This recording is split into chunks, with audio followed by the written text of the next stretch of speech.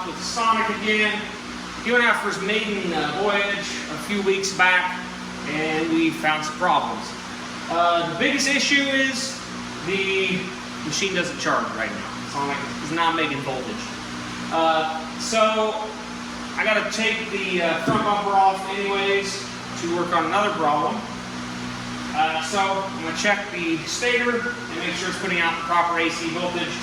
I ordered a voltage regulator anyways, because I'm figuring that's probably what it is.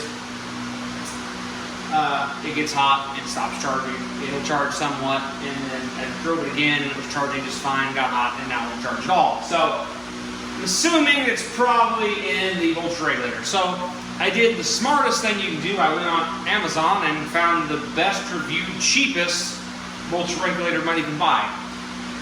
One, I didn't want to spend the $200-300 for a Polaris one, or even a 130 for like a RM or a Rix, because eventually I'd like to do the dual stator setup from Rix with the better outputting voltage regulators, and they put out about 1,000 watts, so which is a lot better than stock, and that'll help with like all the lights, the amplifiers, and all the stuff I want to do to this rig. The next thing is why the bumper has to come off. The front diff has to come out. The front diff needs rebuilding. It leaks incredibly bad. Like, it'll just send oil clear all underneath there when you use it. I don't think it really leaks while it's setting, so I really haven't noticed it that much.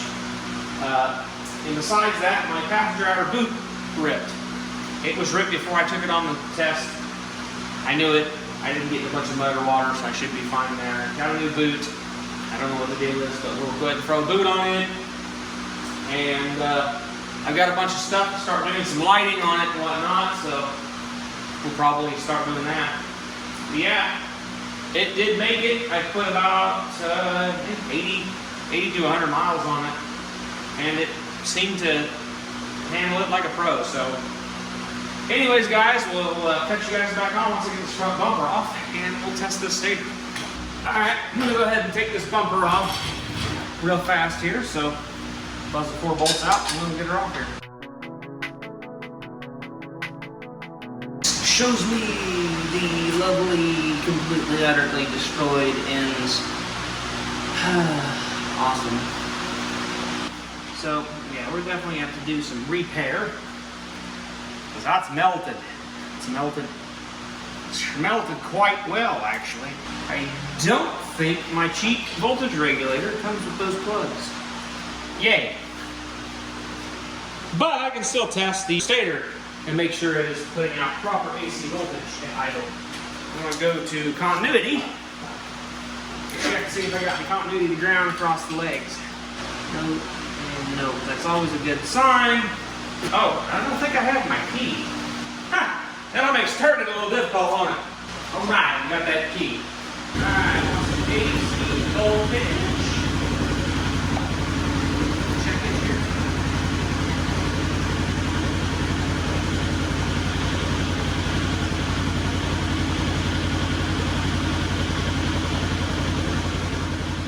So the proper voltage reading on this particular machine is you want to have 20 volts to 25 volts at idle across the legs, or around 10 volts from a leg to ground. 11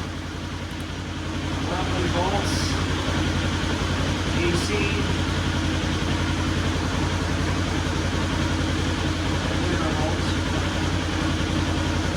Can't really get a good stab in. So, I believe I have to do some checking on the specs, but I do believe that is in within specifications. So I'm just checking real quick. I can't remember off the top of my head.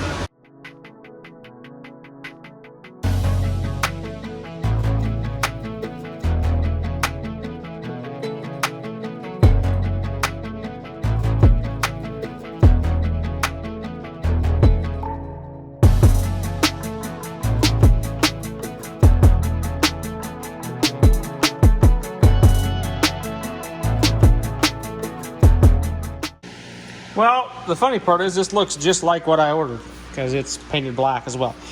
But I need to get the new ends and The good news is there's plenty of cord on these to go with a longer one. So I got this off. I'm pretty sure they're just Delphi 630 connections. Like that connection, are they? Yeah. So yeah, these are the, yep. So yeah, I can use 630 connections. I have this one actually right here. I can use for the 2-pin. They're just basically the same as a 630 fuse connectors. So I have the pins and everything, even the correct ends. Sweet. So I can go ahead and fix that if I can get a new 3-pin. So I know one thing from when I bought this, that some stuff it's had some janky work on it, and a kid crawling on it. We got this battery. Yeah, isn't that nice in there? That's just kind of nice, ain't it? Mm-hmm. Yep. Oh yeah, I forgot. Don't look at the exhaust shield there. Just ignore that rotten thing. I do have a replacement for that. At this point, I realized I didn't have the upper piece to the new 2-piece heat shield, and they're back ordered till September.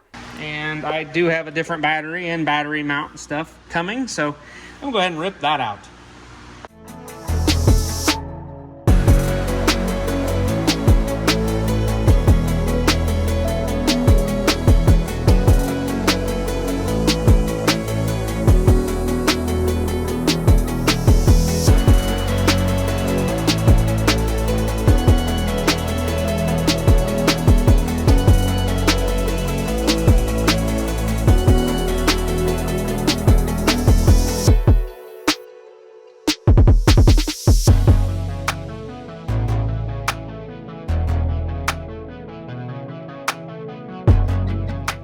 Alright guys, I got that battery pulled out and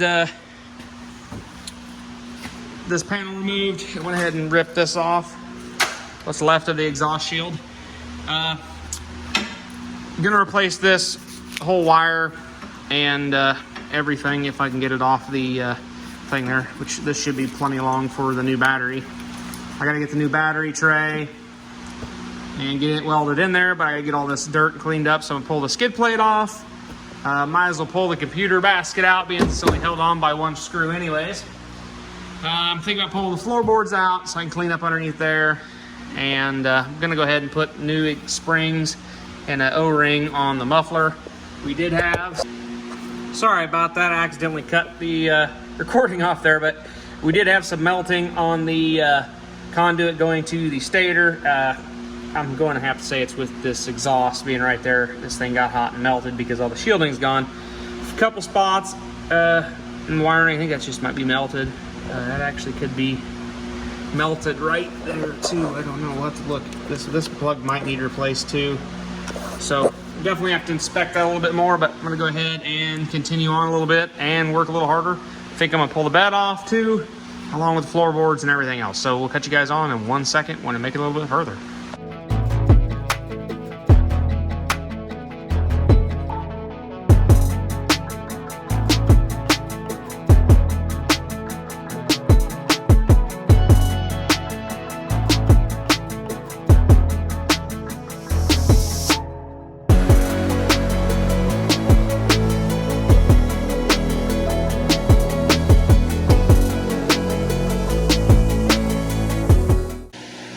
Well guys, we've got pretty far I think, and we've got a little bit more to go to completely tear it completely down and put it on different pallets and stack it in the corner like my Sportsman. Just kidding, we're gonna not go that crazy with, like we are with that rig. We are gonna give this thing a pretty good bath. I'm actually debating rolling it onto a trailer and running it over to where I work and hitting it with the Hotsy, just because it needs a good bath. If I had a gantry crane, I would probably go to the extent to pull the ROPS off of it. And like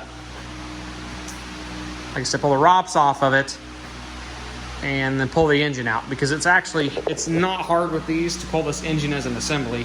All I have to do is pop the axle shafts out of it. I got to pull the front diff anyway, so I can pull the front diff out and pull the prop shaft out with it. And yeah, and there's just a couple motor mount bolts here and there. I can pull the motor tube, my cherry picker on it with this bar out the way with the ROPS gone. You can pull the engine, transmission, everything is assembly out, and I can clean underneath there really good. But I don't know if I want to go that deep in it. It really isn't a lot more work. Just getting the roll bar off. If getting the roll bar off by myself, if I had a buddy, I'd probably call one of my buddies over here, help me pull this off. But yeah. I don't know. I'm just debating how far I actually want to go into this. I'd like to get a lot of the wiring ran for it while I'm doing this. A lot of stuff sealed up while I'm doing this. And I would like to get just a lot of stuff here and there done to it. You know, just get everything kind of semi-cleaned and just, yeah, cleaned and wired for lights and everything that's going to get. And the problem is with me, I think of more stuff later on and I have to add it to it. And I hate doing that. So there's going to be 9 or 18 wires in the roof for additional stuff that can come down and be plugged in. For if I put a switch panel up top, they'll be for speakers, because I'd like to build me a headliner with either 4 or 8 speakers in it, or maybe 6, I don't know. I don't plan on this setup down here being here forever. I've got a ride command I want to put in it, and I want to do an amplifier with the ride command so I can still keep radio in the ride command. So we'll see that, but I'd like to get everything for the ride command wired up too. I'd like to actually do a rear mounted camera of some sort, so I'd like to run the wires for the rear mounted camera. I'd like to possibly do a front mounted camera on this too, and an ambient temp sensor, so I'd want to run all the wiring for the ambient temp sensor and for the front camera. So, you know, I'd have to do all that stuff. I'd probably just try generic RCA cameras on this just to see if it works. I don't know. I just know how it works on these. On the ride commands, I'll have to check it out and see. It's like 4 camera inputs if you look at the wiring schematic, so I don't know, but we'll see. Well, obviously, we're gonna wire in turn signals. I do want to tear this apart and paint this black because the chrome just does not really fit this machine, so I want to do that. I've got some wiring to fix, obviously, for the voltage regulator and whatnot. Blow the radiator out, clean all that up, you know, just all that jazz.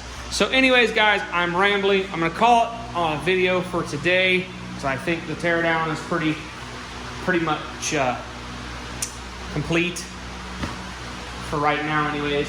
This will give me a good base clean to be able to run wires and everything like I want. So yeah, we'll catch you guys in the next one. I hope you guys have a good rest of your week.